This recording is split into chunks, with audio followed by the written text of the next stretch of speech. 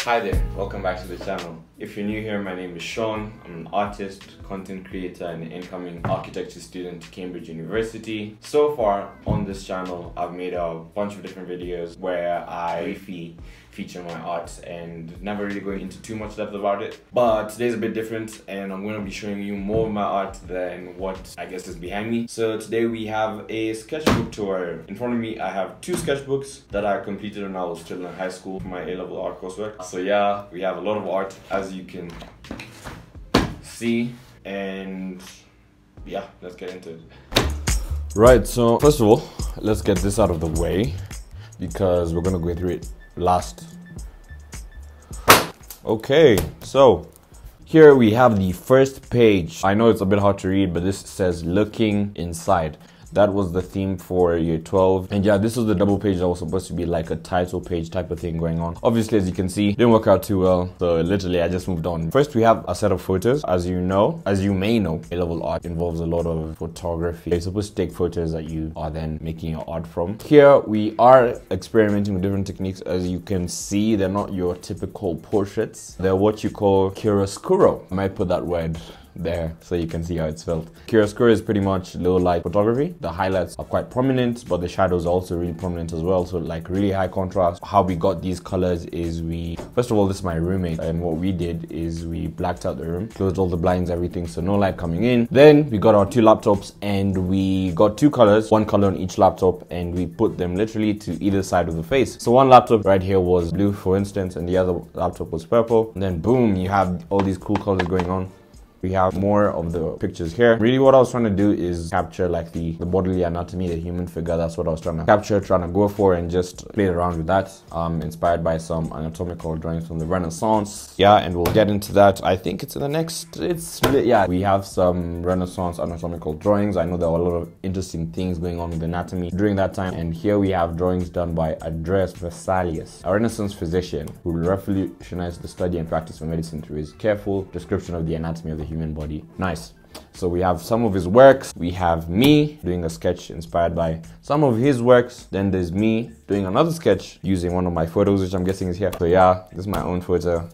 Then I do it in his style. So once again, just experimenting with different things, learning from artists that came before, even if they leaned more into being a physician. So boom, here we have some expression, as you can see. And this technique of drawing is a really interesting one, and it is continuous line drawing. Pretty much how it works is that you draw continuously without lifting the pen. You may think like, what if you get tired? What if you need to take a break? What if you don't finish your drawing in one sitting? Well, you just put your pen down. When you come back, you continue from the last spot. Like you leave it here. Then when you come back, you pick up from there and continue. So as you can see, this right here is a continuous line drawing, which was again taken from the photos from before. Boom, looking inside, masculinity. I think the direction I took looking inside, just even looking at the pictures I took before and everything, was just a deeper dive into masculinity, its presentation within art, and especially because within art history, back in the days, more so than now, was a very prominent indication of where we were as a society and how we thought of the people within it, like the men within it. So I just looked at art history and different predictions. I just looked at art and different presentations of men throughout history and what that probably told about what was expected of us and what was ideal for us. So first of all, we have the Petrulian Man. The perfectly proportional man, a drawing made by Leonardo da Vinci, perfectly proportional with a wingspan that is perfectly, I don't know, it's the same as his height. Here we have the male Kyros. This is just an archaic Greek sculpture standing upright on a plane. Once again, this tells you about idealistic male proportions. And then here we have statues of David throughout different centuries. All these prominent artists have their own interpretations of the tale of David and Goliath. Delving further into expressionism, I proceeded to use the same image. What same? Oh, hello. I proceeded to use the same image from before. I think this is charcoal and ink, purple ink and some charcoal, and just mixing all that up. I remember having some difficulty like working over the charcoal with the ink because sometimes the ink would be absorbed through the charcoal very well. But yeah, once again, just experimenting with different methods of drawing, sketching, now painting, with now a wider context as to what is going on here. I'm moving on. Sabu. Here we have an artist, an expressive portraiture artist, our first painter of the sketchbook, who presents bodies in very atypical fashions, as I'm sure you can see. A lot of distortion, a lot of plays on proportionality, probably to subvert that sort of expectation of bodies to be one way or another. So I thought that was interesting to look at, and what I ended up doing was, from this self-portrait of her, I did my own version of that. It was fun. I really like what's going on with those brushstrokes, that painterly vibe. As you can tell, I'm really starting to like that sort of expressive nature of painting, and these jaggedness, even just being informed by what you've seen me do before. Let's move on. Lucian Freud, ancestor of Sigmund Freud, is a oil painting portraiture artist, once again presenting people and bodies in his own way that is, again, not typical to how we are used to seeing people being portrayed through paintings. A lot of more muted tones, earth tones, and grays. Here we have his painting of a model. The model is Kate Moss. Kate Moss is a renowned model, and here she is presented in probably ways in which a professional photographer wouldn't, but Lucian Freud, because he's different, does. I did my own interpretation of his self-portrait of himself. Here it is. I really like how that turned out. Jonathan Yeo, I really like this guy. Now, this guy definitely portrays people and his subjects in more flattering lights. Likes to do a lot of work with celebrities. Idris Elba. So I did my own attempt at the Idris Elba drawing. Then at a certain point, I just felt like I kind of got it, so I didn't quite finish this. But sometimes it's okay not finish paintings. Sometimes you just want to get a vague understanding of what's going on behind someone painting a certain way. So I just felt happy with that as it was. So we moved on. Boom! This was pretty much my biggest dive into fine oil painting portraiture and building, you know, the layers up. Here we have the original photo. And as you can see, this is the journey I took to completing this painting, starting with the yellow ochre sketch, the phthalo blue filling in the shadows, then the reds and yellows coming in, then finally slowly working the real colors in, till finally we come here. That is not too different to what you see here, but definitely very different to what you see here, and just appreciating how that build-up of colors is how you end up seeing stuff like this. Very fun time, and definitely, even just looking back, was a key point in my artistic development, especially in oil painting.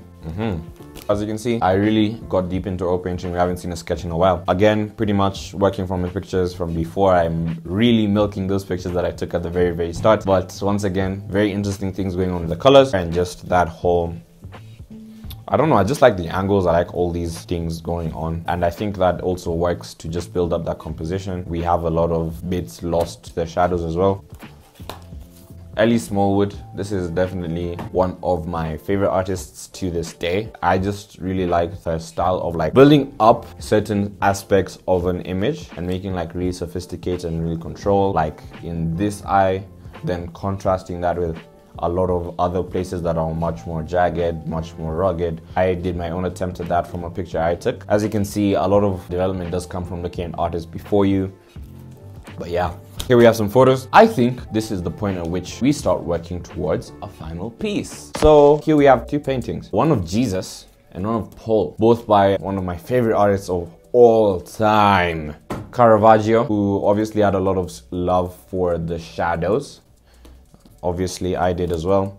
And also, yeah, just that high contrast, controlled, composed painting that I aspired to. So I took inspiration from that to get these photos, and I was really happy with how that came out. All sorts of interesting things going on, like even compositionally speaking, like here.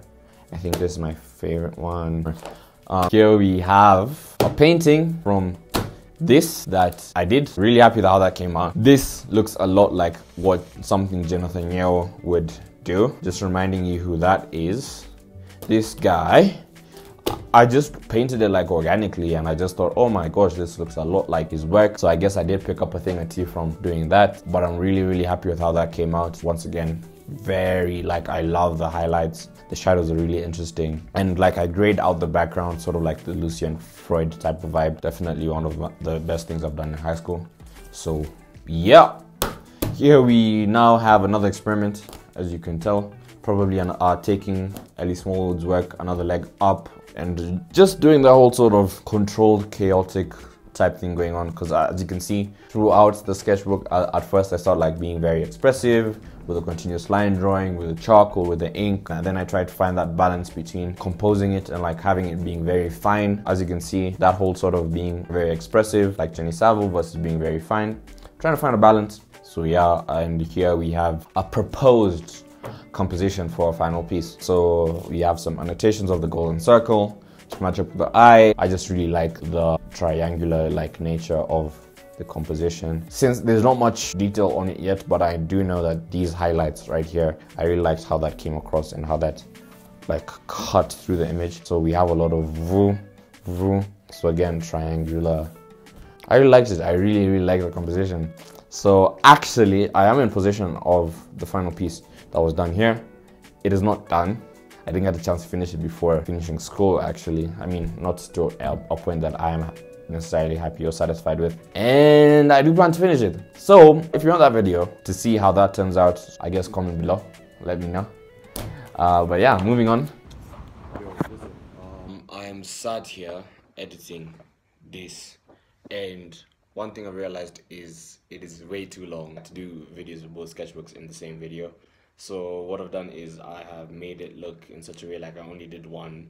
We're just gonna have to do the second sketchbook in a part 2. So if you do want to see a second video, a second part, if that's something you're interested to see, let me know. Like the video, comment, let me know.